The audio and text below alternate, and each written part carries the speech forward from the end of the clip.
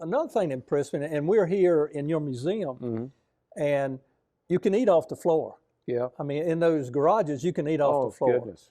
Absolutely. And maybe you want to talk a little bit about if anybody's really taking 151 going to Myrtle Beach, hey, you're going to come right by here. Absolutely. It's right there between Charlotte and Myrtle Beach. And we get thousands of visitors that come by here, Coach. And all of a sudden, you know, you're driving in from Hartsville, and all of a sudden there's Darlington Raceway.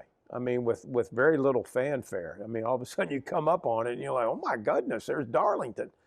And so, but we do have a very cool museum here. It's the National Motorsports Press Association Museum. And we've got a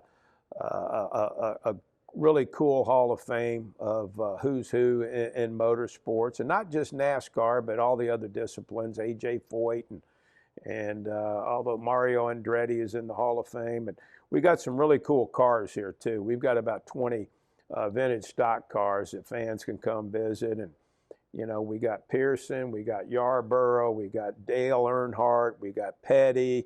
I mean, we got the car that Bill Elliott won the Winston Million on and with in 1985. And so we've got all kinds of memorabilia here, and it's really kind of a hidden gem here on 151. And fans, here's the thing that I see too, Coach, is we'll get people from not only all over the country, but all over the world to come visit this track. And I met some people here recently from Sweden.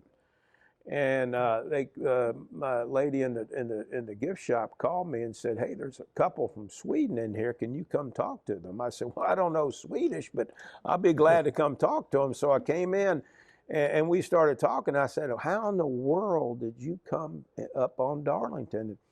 And they said, you know, we were visiting this part of the country, and where we were going to go was going to be about 100 miles. And my husband is such a racing fan, and he said, that's Darlington Raceway. We have to go there. So they came by here and visited, and heck, I took them out on the track. I took them, gave them hot laps. And I mean, that's what I like doing, because somebody will say, I'll come in here on a weekend sometime, on an afternoon, and I'll see somebody out in the parking lot taking pictures. And I said, where are you from? And, you know, they may say Indiana, or they may say Florida or wherever.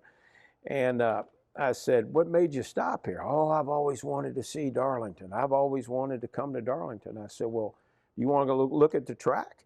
And they'll go, their jaw dropped. You mean look at the track? I said, yeah. And they said, well, how can we do that? I said, well, follow me. I think I know somebody can get you in. So we'll go out there and take them around the track. But it's just one of those deals where, you know, when you say the word Darlington, if somebody goes, where are you from? And I'll say Darlington. And they go, that's where the racetrack is.